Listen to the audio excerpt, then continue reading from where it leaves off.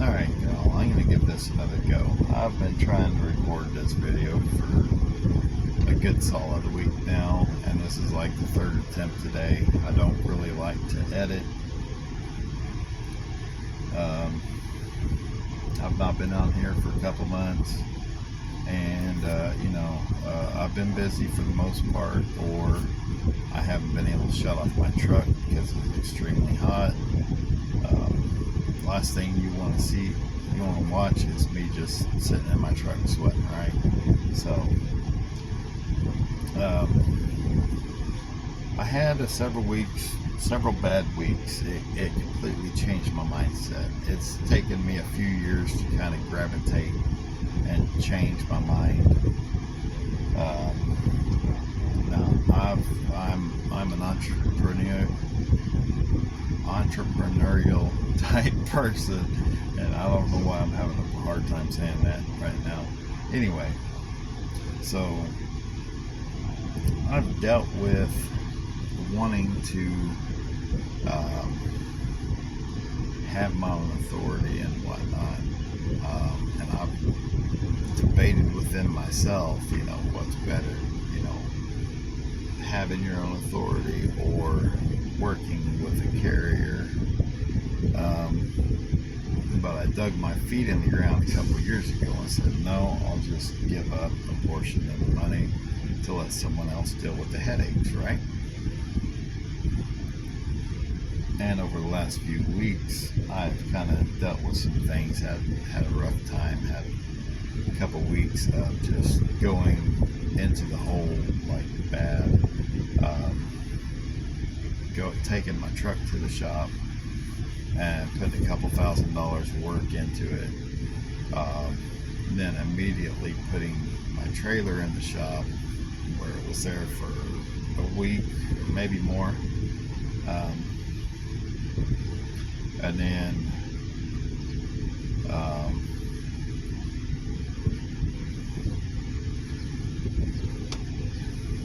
the problem not getting fixed on the trailer,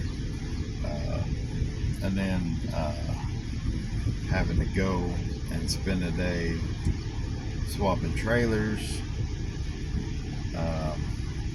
whenever the company I'm with bought a new one for me.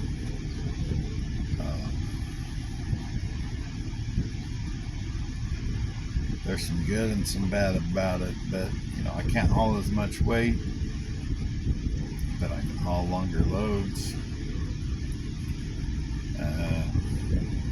but also flatbed, typically they load you to gross, so whenever you can only haul like 46,000, 46.5, you kind of limit your options a bit. So there's goods and bads about this trailer. Anyway, I'm getting off topic. So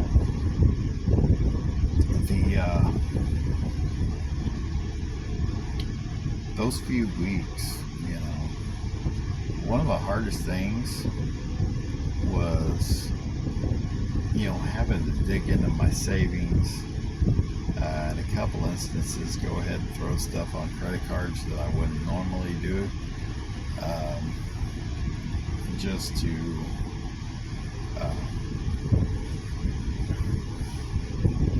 get through until I was generating profit again. And I'm a numbers guy. I run the numbers multiple times with my home budget, with the settlements for my truck. I'm sorry, I got a dang itchy shoulder, and I just can't seem to get it. Anyway,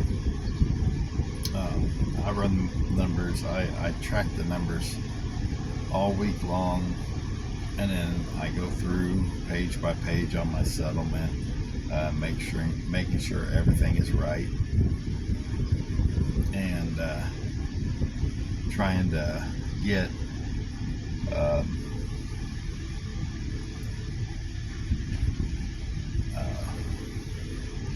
which actually, sorry, the wind started blowing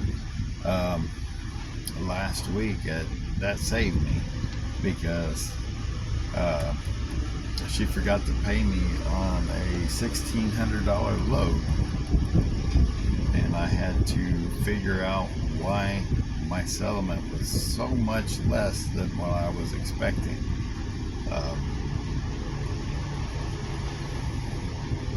Anyway,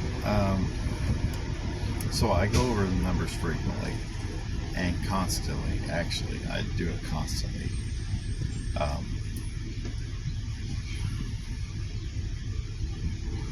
When over the last several weeks, even though I knew I wasn't going to take anything home, I wanted to know, how badly am I going into the hole? And so I tracked the numbers, nevertheless, even though I knew I wasn't going to make anything. And what really started pushing me over the edge and changing my mind, because I dug my feet into the ground. I'm not going to get my authority. I don't want to deal with the headache. I'm getting older. I'm slowing down. I don't, have the retirement goal, the buying property goal. The last thing I want to mess with is going from, a single guy in a single truck, leased to somebody, to single guy in a single truck, dealing with all the paperwork and all that back office stuff that I don't have to deal with now. And so, but over those few weeks and calculating those numbers and seeing some weeks, yeah, I wasn't getting anything, but the company was getting $1,000 from me. It's hard to do. And it's like, okay, for 3 weeks, 3-week period, I made exactly zero, not even money to put into the maintenance fund, zero. And the company made somewhere between $1,400 and $1,700 off of me. I'm like, there's no way this cannot continue like this. I can't do it anymore.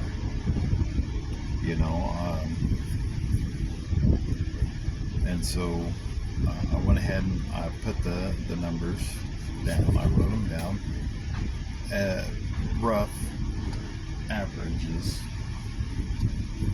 and I'm going to go over them so that you can think for yourself. I mean, you might be a guy who operates under his own authority, and you're like, you know what? Maybe I might shut down my authority and lease to a carrier because I don't want to deal with the paperwork or whatever. And then you hear these numbers, and then you say, okay, yes, it is viable, and I'm willing to give up X number of dollars to a carrier, and they deal with all the headaches. I just drive the truck, and there you go. Or you might be owner operator, leased on to a carrier, contemplating whether or not you should get your own authority. Or you might be a company driver looking to buy a truck and don't know which way to go. So hopefully this helps somebody somewhere. So contracts are very widely from company to company. So there's no one size fits all. I mean, other than the rules, in the FMCSR, that is the only thing that is going to match from company to company to company. Everything else, companies like larger companies like to take a bigger piece of the pie. And then, they cover the cargo and liability insurances, and maybe they give you at cost tires, or whatever. So let me go ahead and get into this, because I've already wasted 10 minutes of your time, and I want to try and keep this short. So I base this on an average of $5,000 a week. Some people will argue my numbers. In today's climate, I think 5,000 is about normal-ish. It depends on where you run. I mean, out of Texas, it can be difficult to break that $5,000 mark. It just can. So, if you live in the Midwest and everything you look at is $3+ a mile or something like that, yeah, maybe 6,000 or 7,000 might be normal for you. But, for me, I face a lot of $2, $1.80, $1.70, $1.60. I try not to mess with those loads. Typically, if I get a good rate going to a dead area, then I don't care to take $1.60, $1.70 coming back, because I'm making money on the front end. All right, $5,000 a week.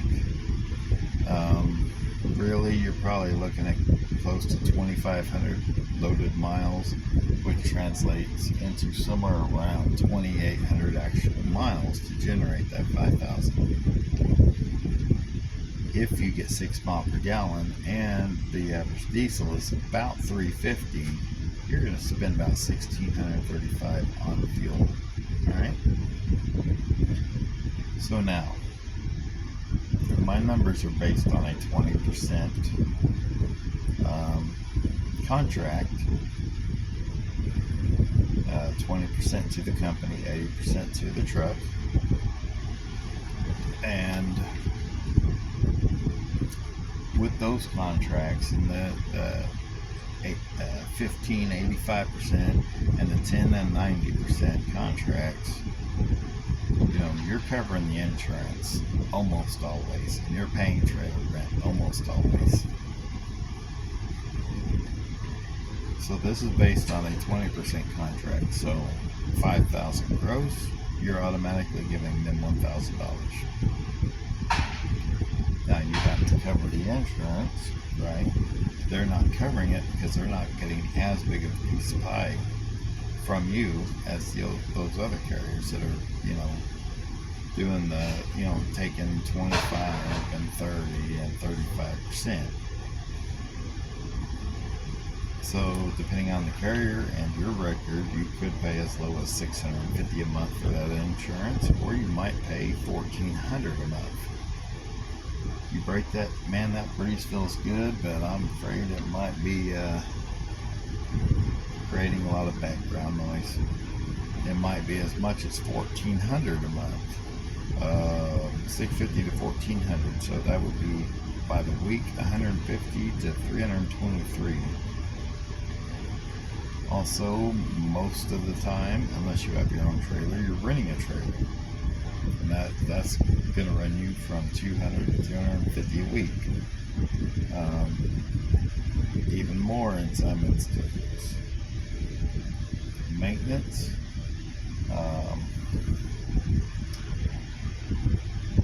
A safe number going to be about $450. If you have a really good truck, it may be lower than that. If you have a turd, it's going to be a whole lot higher.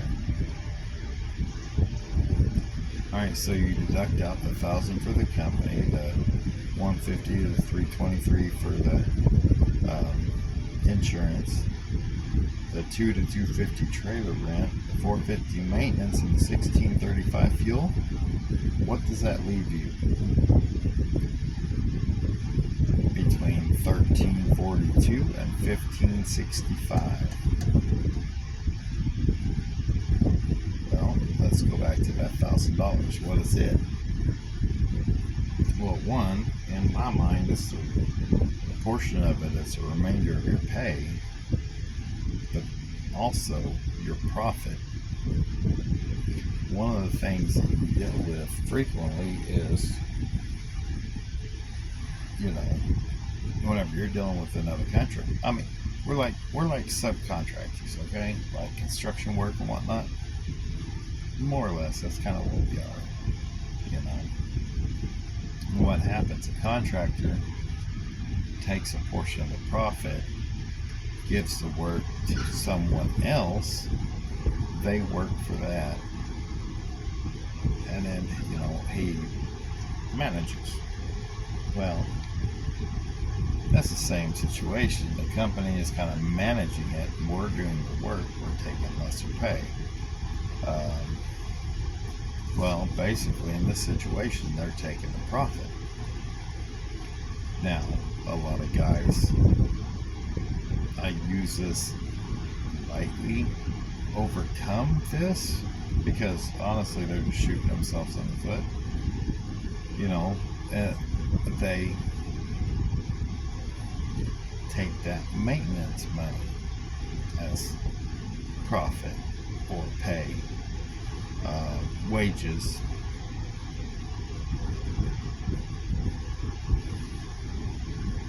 and shoot themselves in the foot because a big repair comes up and either they haven't saved enough in maintenance or they haven't saved any in maintenance, and now they have to take every dime they make to pay for a repair that they weren't expecting.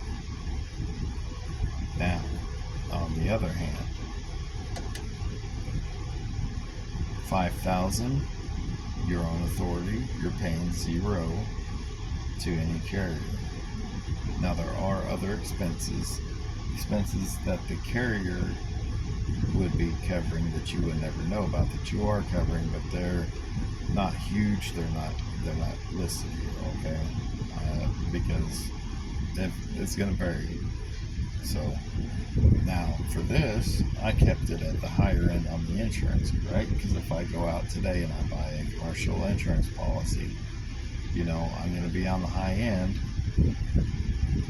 which is going to be in that $1,400 a month range. And now I know this because I have got multiple quotes over the last year,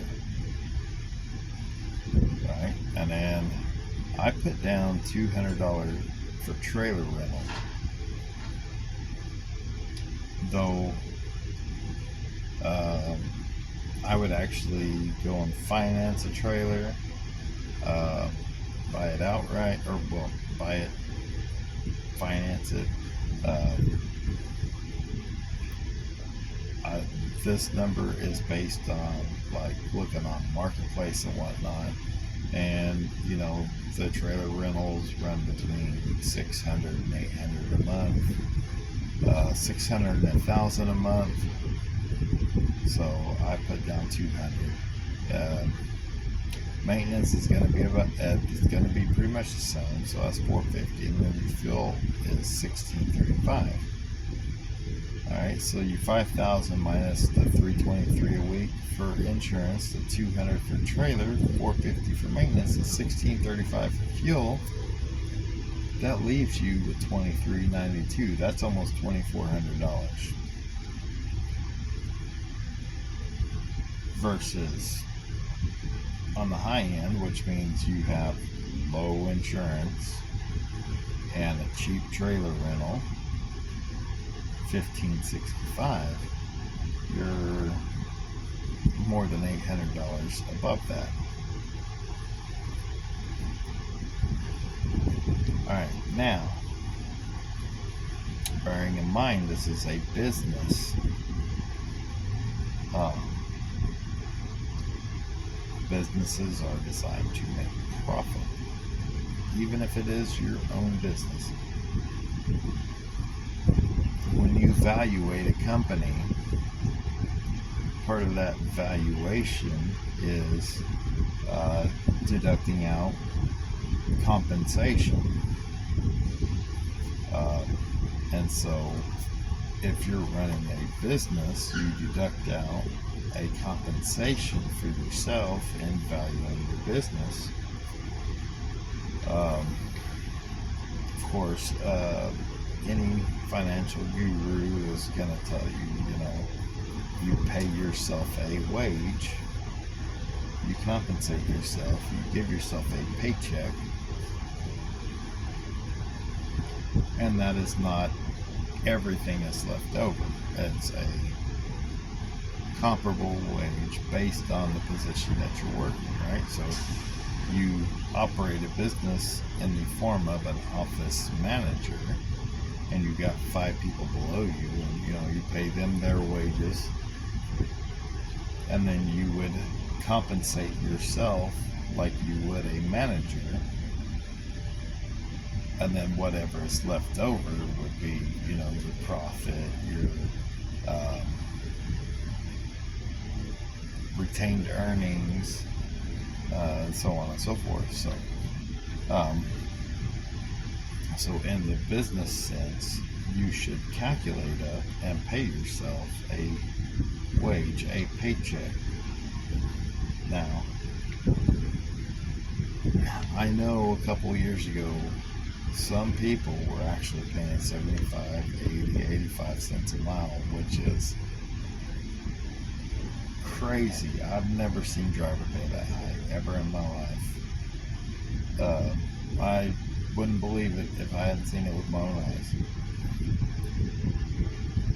But again, this is not the same trucking as it was a couple years ago. So to me, a fair wage would be like 65 cents.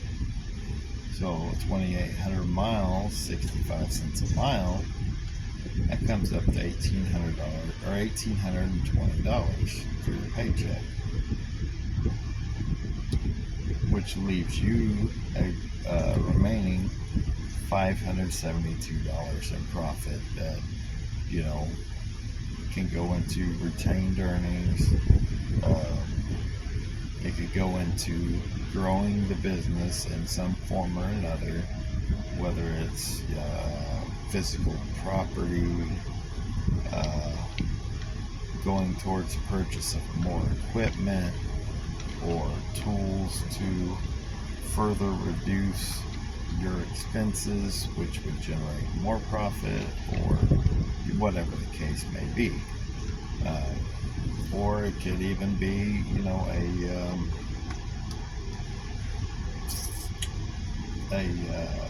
like a distribution,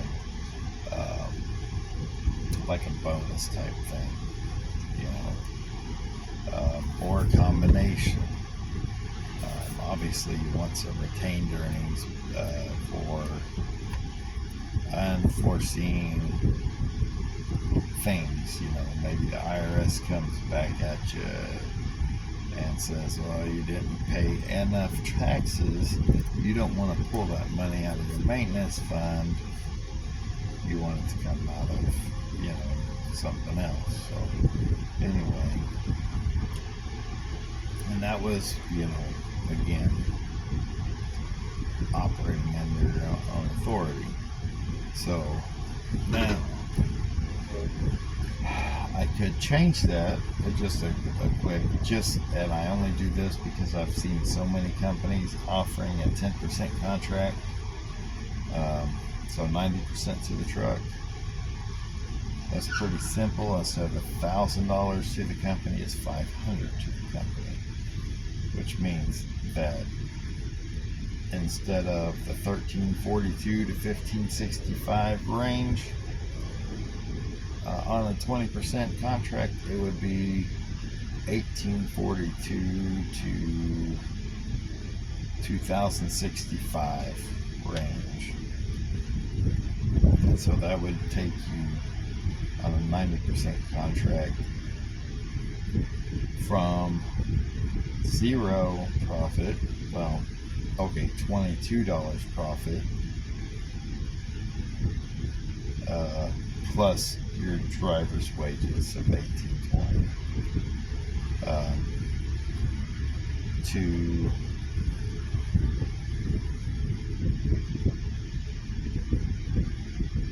couple hundred, $245 profit. And so, you're giving the company a piece of the pie, but only a smaller piece.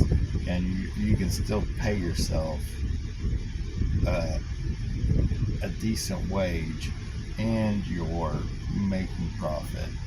You're opening yourself up to protect yourself, to invest in your future, to the growth of your company. So